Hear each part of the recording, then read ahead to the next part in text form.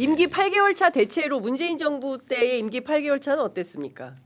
그때도 이렇게 국회하고 갈등이 있었습니까? 아니요, 그때는 네. 여당이 소수당이었습니다. 그랬네요. 그때는 예. 그래서 국회에 뭘 크게 맞아요. 기대하기가 어려운 예. 그런 상황이었어요. 그랬죠. 그래서 2018년 총선에서 대거 압승을 했었죠, 민주당이. 예. 2020년 총선에서. 2020년인가요? 아, 그러네요. 네. 예, 맞다. 2018년은 2018년 지방선거였고 지방선거 때도 압승했습니다. 예. 그런데 이제 지금은 민주당이 거대 의석을 가지고 있으니까 대통령으로서는 아니 저렇게 큰 의석을 가지고 있는데 그러니까. 왜 국정 과제들이 예. 입법으로 뒷받침되지 못하는가, 예. 왜 속도를 못 내는가 예. 답답해하실 수 있고 그 예. 심정은 충분히 이해합니다. 예. 근데 대통령도 그런데 모르시지는 않아요. 대통령의 주요 국정 과제들이 민생에 굉장히 많이 치중되어 있는데 네. 그 민생 입법들을 다룰 상임위원회는 네. 주로 야당이 국힘이 위원장을 맡고 위원장. 예. 있어요. 그래서 그 상임위원회에서도 다수 당은 민주당이 점하고 있지만 위원장이 사회권을 쥐고 있기 때문에 위원장이 법안을 상정한다거나 또는 의사를 진행시키지 않으면 네. 통과되지가 않거든요. 네. 그래서 정말로 뭐 여야 간에 뭐 정치적으로 쟁점이 있을 수 없는 그런 네. 법안들조차도 예. 저희들이 패스트 트랙을 지정해야만 했어요. 대표적인 게 반도체 특별법 예. 아닙니까? 그렇죠. 또 은행법, 예. 은행 가산금리를 뭐 은행이 부담해야 될 거를 은행 소비자에게 전가시키는 예. 것을 막도록 하는 은행법. 뭐 이런 것들조차도 여야 간에 이견이 있을 수 없는 법이거든요. 그런데 그게 다 논의가 되지 않아서 네. 패스트트랙을 지정해야만 했고 그 패스트트랙 시기가 종료될 직전에 합의되어 가지고 처리되고 뭐 이랬거든요. 네. 그러니까 그런 국회의 어떤 구조 이런 문제를 감안하지 않을 수 없습니다. 예. 뭐 대통령께서 민주당의 답답함을 토로한 것이기도 하지만 동시에 국회의 그런 구조에 네. 대해서도 또 야당의 그냥 발목 잡기에 대해서도 답답함을 토로하신 거다 그렇게 생각합니다. 그러니까요. 지금 뭐 최근에 선거 앞두고 국민의힘 내부에 가장 극우에 가깝다는 김민석 최고도 김민수 최고위원도 예. 뭐 윤호개인에 대해서 그리고 또 부정선거 가지고는 선거 못 치른다 이제 이렇게 입장을 바꾸면서 뭐 국회에서도 기조 변화가 있을지 뭐 그것도 좀 지켜봐야 될 일이지만 그럼 현재로서 여러 가지 당면하고 있는 이런 여러 의제들에 대해서는 어떤 해법이 있을까요? 당장 뭐 부동산만 하더라도 대통령께서 지속적으로 지금 새벽이고 네. 아침 오늘도 보니까 어제도 12시 밤 12시 20분에 올리고 뭐 그랬던데 이 부동산 문제와 관련해서도 결코 물러서지 않겠다. 투기꾼들하고의 이제 전쟁에서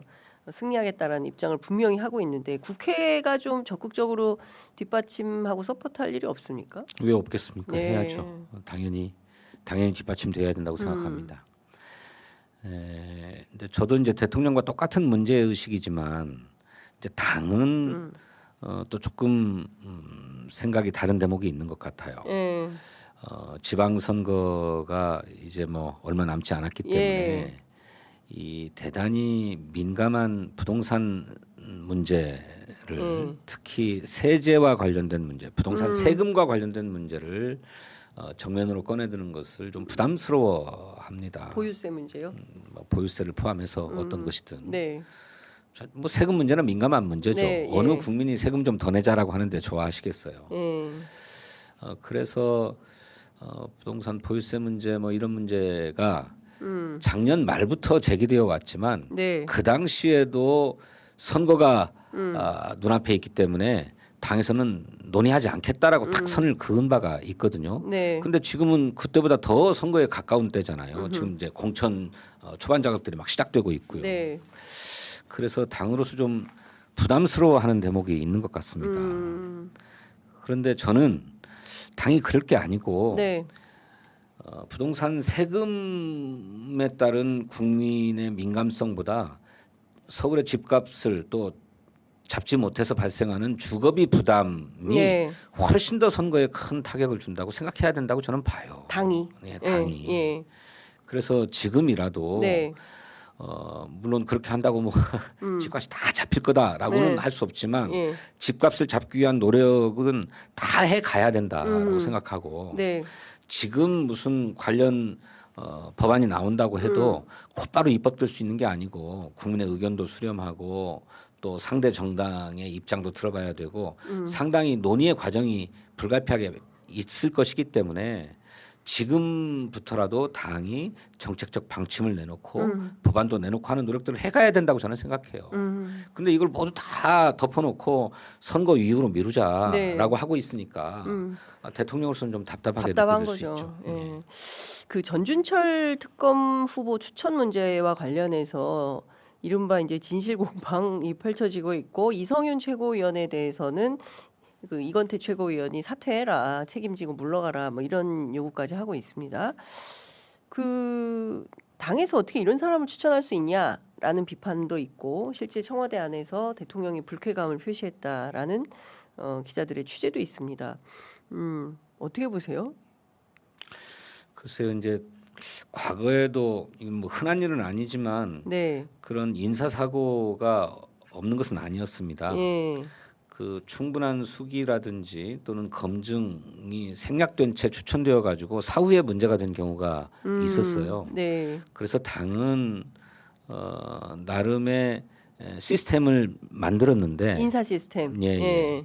그게 이제 국회 추천 공직자 인사추천위원회라고 하는 기구입니다. 이게 제가 민주당 안에 있는 거죠? 그렇습니다. 예, 국회 추천 공직자 인사추천위원회. 그 원내 조직입니다. 예, 제가 박홍근 의원이 원내 대표로 일하고 제가 원내 수석으로 일할 때 그 직전인가 문제가 있어서 예, 저희들이 이런 추천위원회를 구성해서 네, 인사 추천도 좀 광범위하게 받고 또 검증도 좀 해야 되겠다 해서 이제 그 시스템을 굴려왔는데 예, 이게 특검 후보를 추천하는 데는 이 시스템이 작동하지 않았다는 거예요. 왜요? 그러니까 그걸 잘 모르겠는데 아마도 무슨 뭐 역시 똑같은 이유로 뭐 그런 데서 논의하면 또 뭐 특검 후보로 누가 거론된다 어쩐다 이런 얘기가 흘러나가는 것이 좀 부담스러웠던 것 같습니다. 보안을 철저히 해야 되기 때문에 검증을 안 했다는 게 말이 검증을 됩니까? 안 했다기보다 예. 그 시스템에 태우지 않은 거죠. 이 시스템에 태우질 않았다. 태우지 예. 않고 예. 우리 당에 이제 율사 출신들도 예, 많고 또 예. 검사 출신들도 있으니까 예. 그분들의 경험에 의존해서 좋은 분을 추천해달라 해가지고 그냥 추천한 경우에 해당하는 것 같습니다. 이게 말이 됩니까, 의원님? 그래서 경솔하게 예. 이 문제를 다뤘다라는 생각이 드는 거고. 그러니까 너무 한 분의 판단에 너무 과도하게 의존한 것 같아요. 이번에 보니까 이성윤 최고위원이 전적으로 내 책임이다 이렇게 얘기를 예. 하고 사과를 했던데 예. 그 이성윤 최고의 말씀을 들어보면 함께 윤석열 정부 체제에서 싸웠다. 김건희 수사를 해왔고 예. 그것 때문에 탄압도 받았다. 예.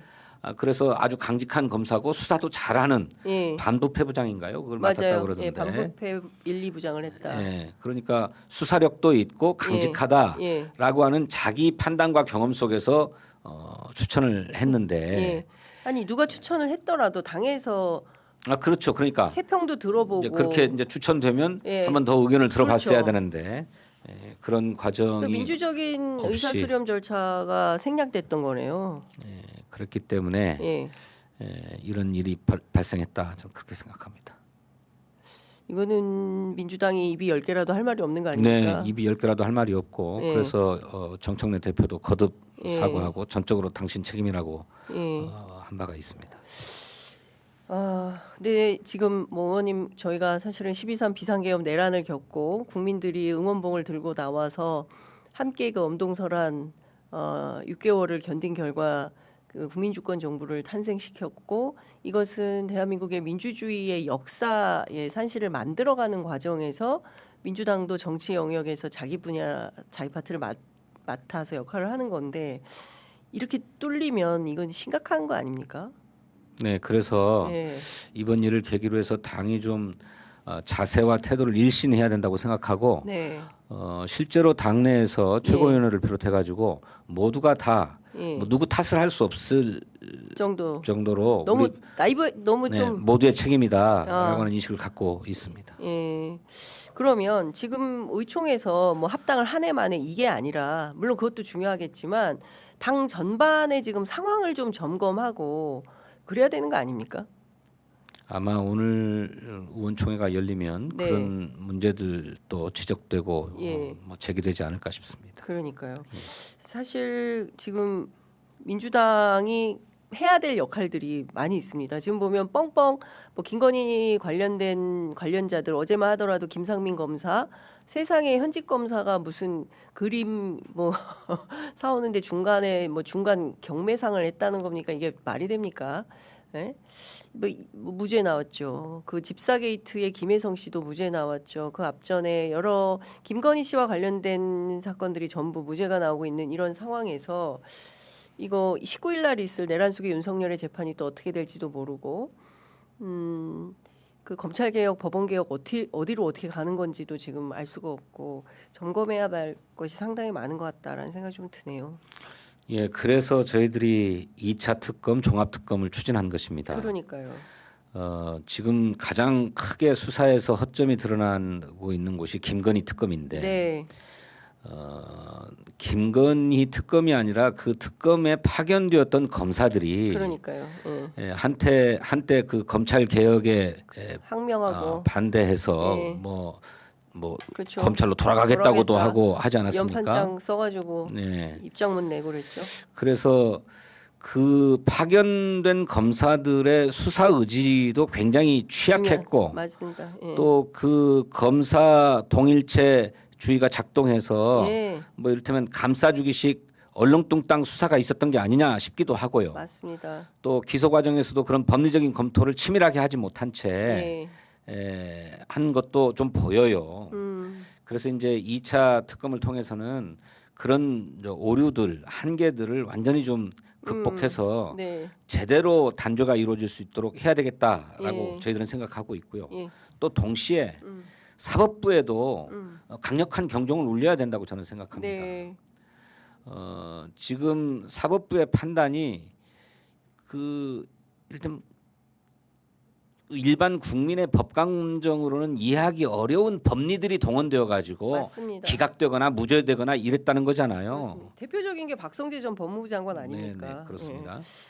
그래서 이 일선의 판사들이 그야말로 뭐 법관의 양심에 따라서 재판을 한다고는 하는데 이들의 법리나 이들의 이렇게 법의식에 대해서도 경종을 울릴 필요가 있다. 그렇게 생각합니다. 알겠습니다. 아유, 오늘 묵직한 주제로 의원님 모시고 말씀 좀 들어봤습니다. 특히 이제 선거 앞두고 여러 가지 판세 분석이나 그 다음에 전략적 판단 이런 게 굉장히 중요한 시점이 점점 오는데요.